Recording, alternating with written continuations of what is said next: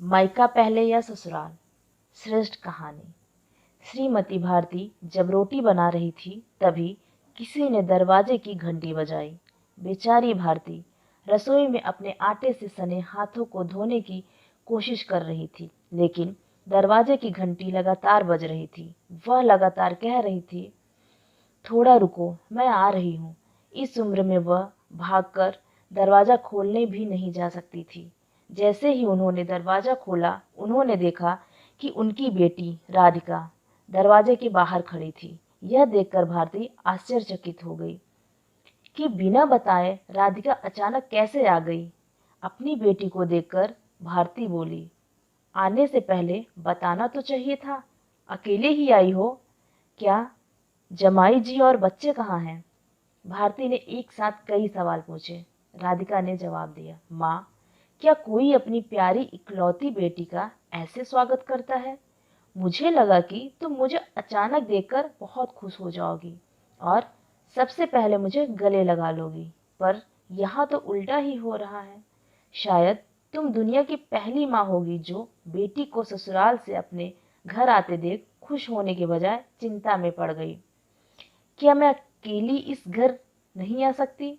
क्या हमेशा दामाद और बच्चे के साथ ही आना जरूरी है?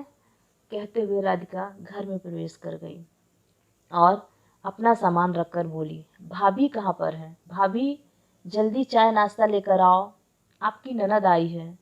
श्रीमती भारती ने कहा, बहू घर पर नहीं है, वह अपने मायके गई है। राधिका ने फिर कहा, अच्छा, इसलिए तुम घर संभाल रही हो और खाना बना रही हो। माँ, तुम्हारी बहू के तो बड़े ठाठ हैं। बहू मजे में घूम रही है और सास घर संभाल रही है। देखो ना, अपने बहू के आने से पहले ही खाना बनाकर रखा है। उससे घर आकर कुछ भी काम करने की जरूरत ही नहीं पड़ेगी। बड़े नसीब लेकर आई है आपकी बहू। और एक मैं हूँ जिसे उसकी सास कभी एक गिलास पानी भी नहीं पूछती। माँ ने उसे समझाते हुए कहा, बेटा, प्यार और इज्जत ऐसी चीज है जो हम पहले किसी को देते हैं, फिर उससे अपेक्षा रखते हैं कि वह भी हमें वापस दे। एक हर एक लड़की को अपने ससुराल में जगह बनानी पड़ती है। वहाँ कुछ भी आसानी से नहीं मिलता। तुम अपनी सास से एक गिलास पानी की अपेक्षा करती हो। तुम तो उनकी बहू हो, फिर भी तुमने कभी उन्हें एक गिलास पानी दिया है क्या? तुम शादी के बाद ससुराल में रही ही कितने दिन? जब तुम्हारे मन को लगा तब अपनी बैग भरी और सीधा मायके आ जाती हो। मायका और ससुराल एक ही शहर में है। इसका मतलब यह नहीं होता कि तुम जब चाहो तब मायके आ जाओ और चाहो उतने दिन रहकर वापस ससुराल चली जाओ। मायके में भी बेटी को मान सम्मान तभी मिलता है जब बेटी ससुराल का मान सम्मान रखकर मायके में कुछ दिनों के लिए आती है, तभी उसे मान सम्मान मिलता है। ऐसा हर रोज बिना बुलाए, कोई कारण न होते हुए भी कोई बेटी मायके आती होगी तो उसको साधारण पूछताछ भी कोई करता नहीं। और तुम मेरी बहू को बोलती हो? तुम तो मेरी बहू की बराबरी ही नहीं मत करो। वह कभी भी बिना बुलाए अपने मायके नहीं जाती है और गई भी तो वहाँ की कोई भी बात में वह कुछ नहीं बोलती। वह जब घर में रहती है तब वह मुझे घर के कोई भी काम को हाथ लगाने नहीं देती। अब मेरी इच्छा से घर के काम कर रही हूँ। वह मुझे काम करने को नहीं कह गई। अपनी बेटी को माँ के सिवाय अच्छा कौन समझ सकता है? मुझे तुम्हारा स्वभाव अच्छी तरह पता है। तुम्हारे ससुराल में सब लोग अच्छे हैं, तुम ही उनके साथ मिलजुल कर नहीं रहना चाहती। ससुराल तो ससुराल होता है और मायका तो मायका होता है। मायके में घर का काम अपनी मर्जी से होता है। ससुराल में सबसे पहले सबका दिल जीतना पड़ता है, सबको अपना बनाना पड़ता है। उसके लिए छोटों से लेकर बड़ों तक सबको प्यार करना पड़ता है। सबकी पसंद नापसंद का ध्यान रखना पड़ता है। सबसे प्यार से बोलकर सबको उनके घर के कामों में मदद करनी पड़ती है। तभी सब लोग घर में आई नई बहू को स्वीकार करते हैं, उसे अपना मानते हैं। तुम जिम्मेदारी लेने के लिए तैयार ही नहीं हो, इसलिए रोज रोज मायके चली आती हो। यहाँ आकर भी वही करती हो। अभी की बात देख लो, घर में कदम भी रखा नहीं, उतने में भाभी को ऑर्डर देना शुरू कर दिया। भाभी मेरे लिए चाय नाश्ता लेकर आओ।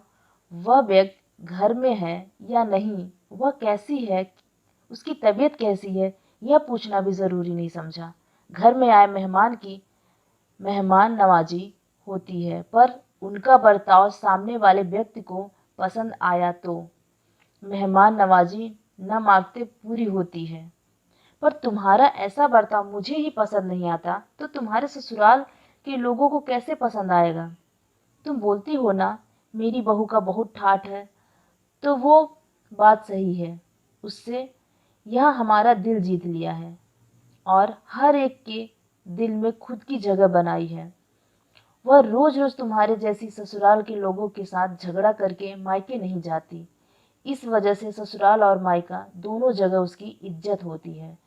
जब तक उसे अपने मायके से बुलावा नहीं आता तब तक वह जाती नहीं।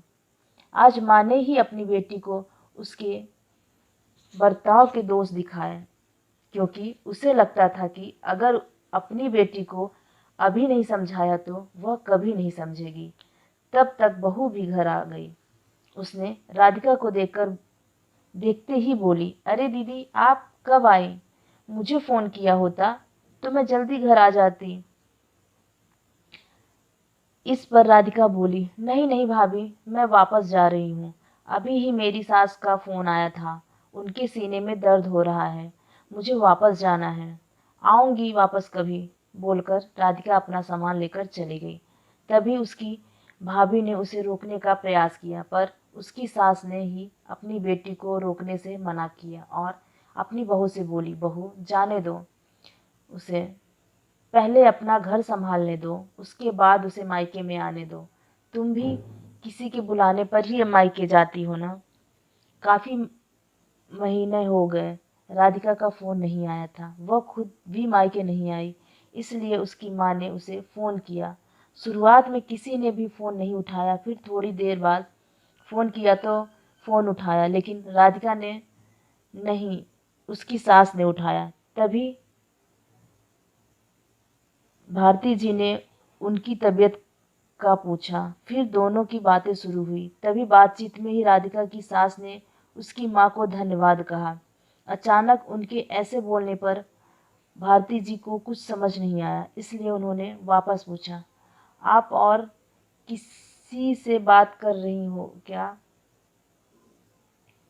राधिका की सास बोली, नहीं तो फिर आप धन्यवाद किसको कह रही थी? भारती जी ने पूछा। राधिका की सास बोली, आपकी बेटी राधिका अब बहुत समझदार से बर्ताव कर रही है। वह सभी को अपना बनाने की कोशिश कर रही है, सभी की मनपसंद का खाना बनाकर खिला रही है, घर में बहुत आनंद का वातावरण बना रही है। कोई भी झगड़ा नहीं हो रहा है, जैसे स्वर्ग ही बन गया है मेरा घर। इसलिए मैं आपको धन्यवाद कर रही हूँ। आपकी बेटी के अच्छे बर्ताव से हमें यह दिन देखने को मिला है। हम बहुत धन्य हो गए।